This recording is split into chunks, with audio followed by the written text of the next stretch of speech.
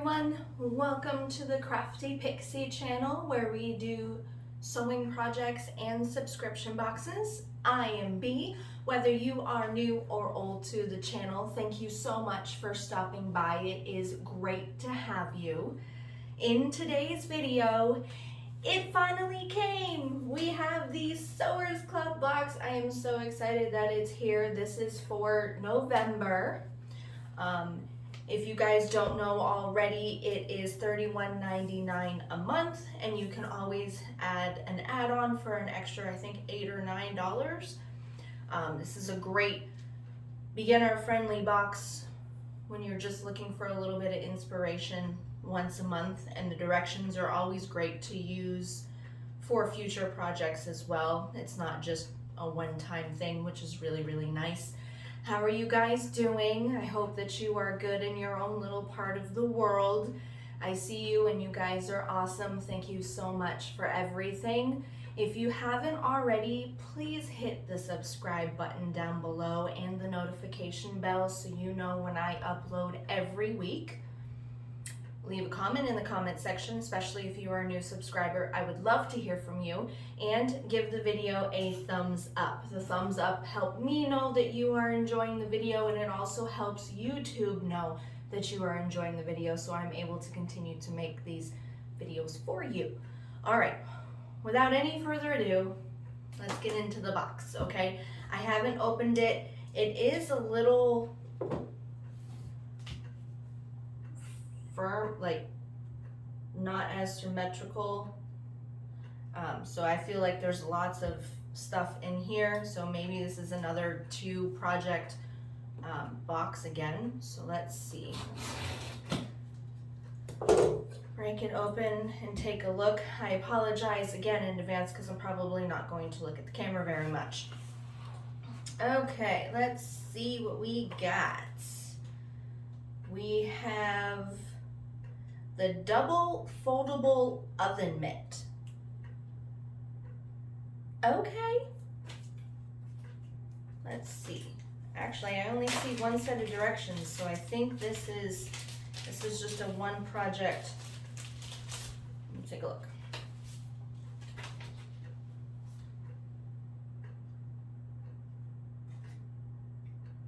Nope, it's two projects. You have a normal oven mitt, and then you have a like a towel double folded oven mitt. So there's that. Hope you guys can see that okay.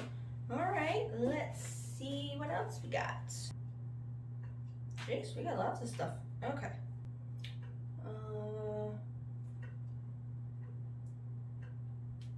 Okay, all right, so let's take, oh, it's so thick. I know why it's thick. Okay. Well, then here's the first one. Here's your Gutermann thread. You get it in every box. And this is in the color yellow. Just simple yellow. That works for me. All right, and then our first, oh, this is cute. Okay, they're lemons. Look at that. That's the first fabric that's in here. That is super cute. Okay, I like lemons. Let's see what else we got. And then we have fresh squeezed lemonade. It's a little, just like little vintagey signs. That's really cute. Lemonade, ice cubes, water, sugar, fresh squeezed lemon. Easy peasy lemon squeezy. That's cute. Okay. Those are super cute. And then we have a nice gray, black, and white plaid. That's not bad. I'm not really a plaid person, but that's not too bad.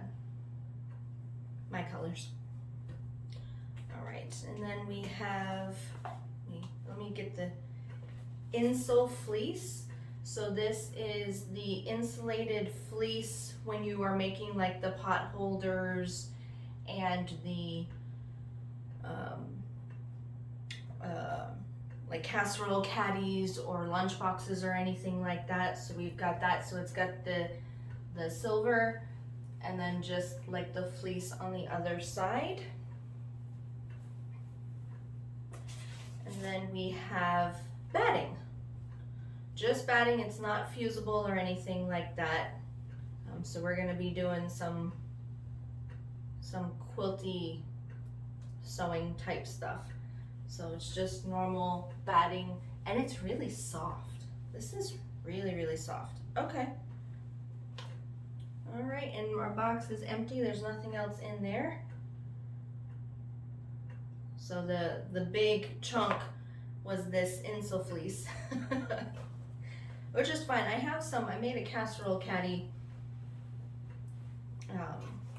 for a family member before I did the channel, and I still have a little bit of that left over from that. Let me see. If you got the additional add-on, you get thread snips and heirloom fusible batting tape.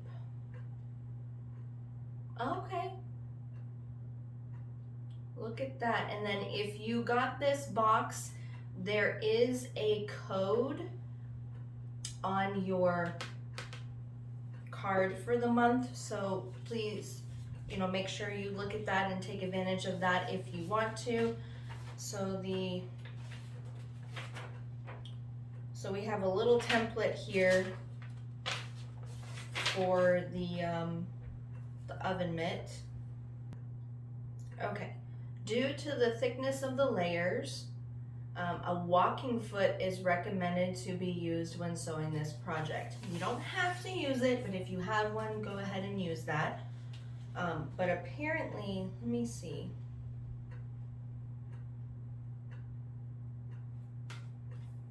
It looks like there's two projects here, but like all of the instructions fit on this one page. So I'm kind of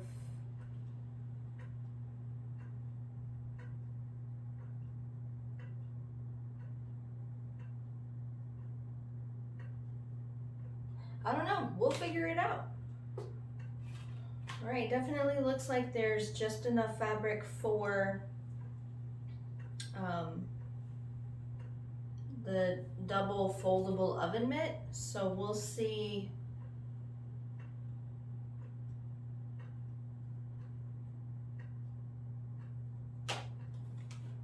We'll see how that goes. All right, let's get everything cut out and let's get started. So without any further ado, let's get some materials and escape for a while. For this project, you're going to need all of your pieces cut out. So you've got your cotton, your batting, and your insa fleece. You're going to need, of course, your pattern and the little pattern piece that came with it. This is only one project. So we're just doing the double foldable oven mitt. You're always good to have marking tools on hand of different kinds, clips or pins, scissors. It's always good to have a ruler on hand, your seam turner, and a seam ripper just in case. You never know what's gonna happen. So if you have a walking foot, it does suggest you use that in the pattern. I can't find mine, so we're gonna try this without it. So let's get started. First thing we're going to do is we're going to take our large exterior, our large batting, and our large insa fleece, and we're going to put them all together. So basically take the insa fleece. Now it doesn't say in what order or what direction or anything like that to place these. So I'm just going to do insa fleece first.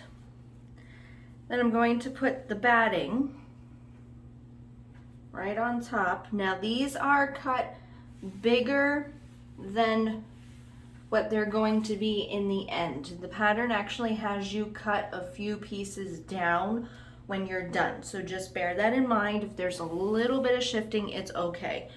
And then we're going to put our cotton piece on top like so. See, we're a little bit off, and that's fine because again, there could be a little bit of shifting, and we're gonna trim all of this down anyway. Okay, now this is thick, like really thick. So bear that in mind. If you do not have a walking foot, use plenty of clips or pins when you're doing this. I am going to clip a lot, and then it says to take this over to the sewing machine, and we're going to quilt in the pattern of your choice all along the large strip. This is going to keep everything in place for the future steps. I think what I'm gonna do, what I've been doing when I've had to make, pot holders or hut pads or anything recently, I'm just going to mark in and keep marking in the inch marks all the way, so we're making large rectangles all the way. If you want to make your fancy lines or your swirls or anything like that, feel free. This is a pattern for you to get creative with the quilting. So I'm going to go ahead and go to the sewing machine and do that, and I will be right back. With the quilting done, your next step is to go ahead and cut this down to size.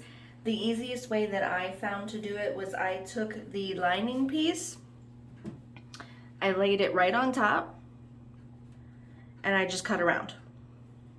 That's the easiest way that I found to be able to do that. I'm not a quilter, so I'm not used to, measuring things back down to size. So that's done. We can put the pieces to the side.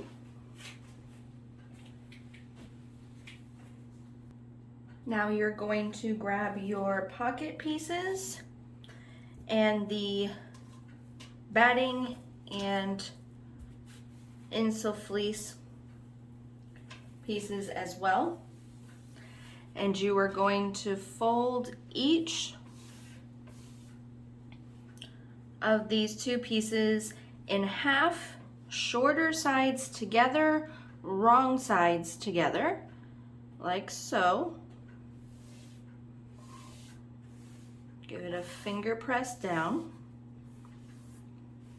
Now we're going to take our batting piece and our insul fleece piece, lay them together. Now again, it doesn't say which way to do it, so we're just going to lay it like we did on the other one.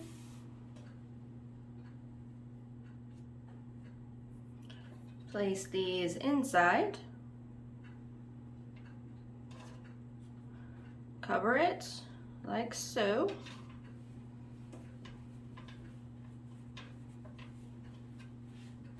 Now it's okay if your batting and your insul fleece is a little bit longer, because this step you are going to be quilting these two pieces as well. So just make sure that your cotton piece is aligned with the other side as best you can. You're going to do this to both. You're going to take this over to the sewing machine, make sure that your raw edges are aligned, and then you're going to quilt to your desired specifications. It doesn't really matter, you can do the same or a different pattern than your main panel. And then when you come back, we're going to trim this down and make the curve for your pocket hand pieces. So I'm going to do that. I'll be right back. Once those are done, then you're going to go ahead and trim them up to size like it says in the pattern. Make sure when you are cutting that you are not cutting across the folded edge, because that's going to be the outside of your pocket. So you want to cut on the raw edges only. Next, we are going to round this off. So you are going to align it with the raw edge, just like so. You can mark this. You can go ahead and use your rotary cutter if you have one, whatever you need to do, but you're just gonna mark around. If I could do this gracefully, it would be great. You're going to do this to both of your pocket pieces, and then you're going to cut it. So I'm going to do that. I'll be right back. Next, we're going to take our template and we're going to align it with the raw edges of both of the short ends of fabric piece A and B, so the lining and the exterior. We're going to trace, and then we're going to trim it so it rounds, okay? So make sure that it's lined up, and then simply trace. Now this is a paper template. I'll make it pretty once I cut it.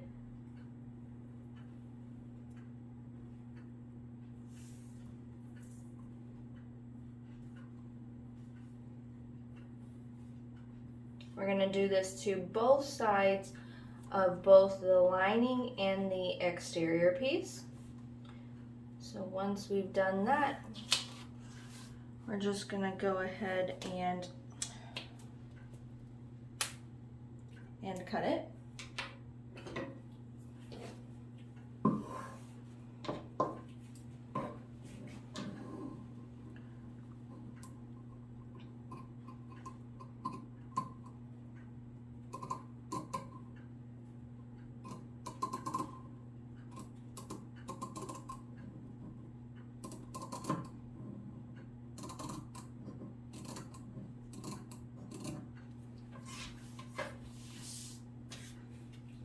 Just like that. I'm going to finish the other three pieces, or the other three edges, I should say, and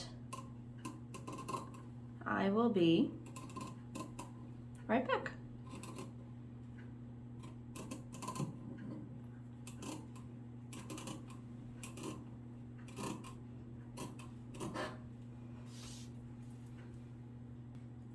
Next, we're going to take our smaller pieces of the fabric A.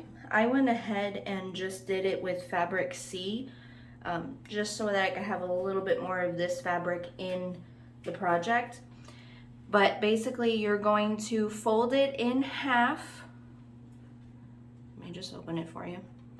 You're going to fold it in half so that the two long edges are meeting. Then you're going to push the two raw edges to that center mark that you made, and then you're going to fold it over one more time so that all of the raw edges are encased. We do this a lot when we make, you know, straps or, you know, little tabs or anything like that. So zipper tabs or anything like that. All right, so then we're going to go back to the sewing machine with 1/8 of an inch seam allowance. We're just going to stitch across this open edge at 1/8 of an inch seam allowance, back stitch at the beginning and at the end, and you can use top stitching length, so 3mm stitch length. We're going to do it to both, and I'll be right back.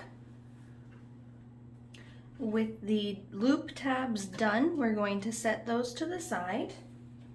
Then we're going to take our fabric B and our pockets, and we're going to align the raw edges of the pocket and the fabric piece B. We should almost be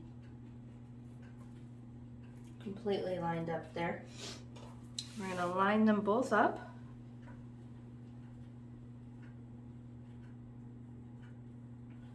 Like so. Make sure the raw edges are meeting. We're going to pin or clip these into place, and then we're going to take this over to the sewing machine, and we're going to baste this down at 1/8 of an inch seam allowance, just so that we can hold this into place. We don't want this moving around when we are fully assembling everything.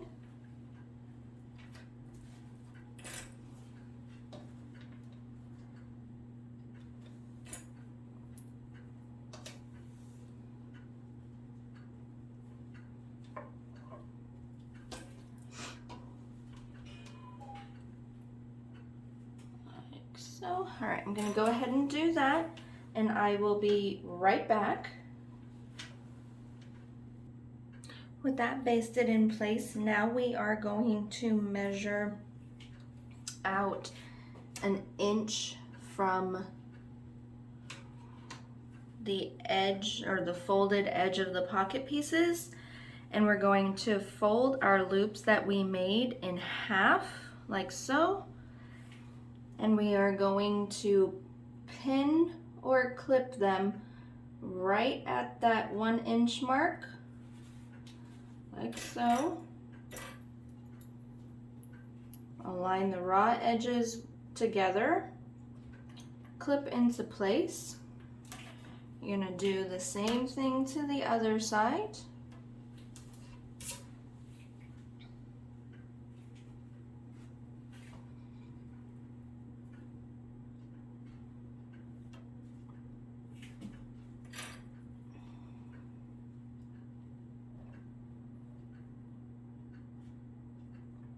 Just like so. Take this back over to the sewing machine. We're going to baste these down at 1/8 of an inch seam allowance as well. I'll be right back. Those basted in place, we are almost done. Next, we are going to take it and lay the pocket pieces and lining right side up, and we're going to lay our exterior piece right side down. You're going to align everything as best you can. Everything should fit together really, really well. Okay, then we're going to clip in place. I am going to clip where the loops are, so that'll give me a reminder to backstitch along those really well. And down at the bottom, we're going to leave a 3 to 4 inch opening, probably 4 inches, just so that you have enough room to turn everything right side out. So we're just going to put the clips into place.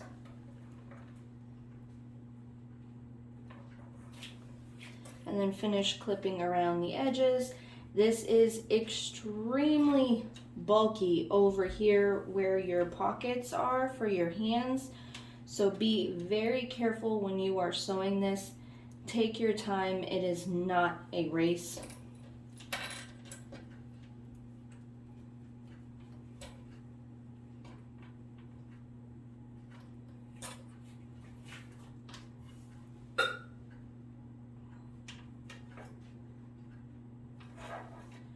My clips are even having a hard time. So just be careful with this.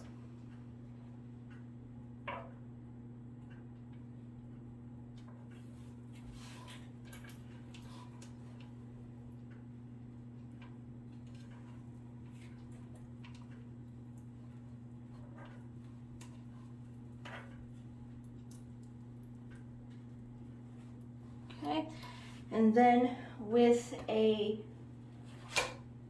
1/2 of an inch seam allowance. We're going to sew around the entire exterior edge. Make sure you backstitch really, really well at the beginning and the end of your stitches, and backstitch over your tabs as well. So I'm going to go over to the sewing machine, do that, and I will be right back.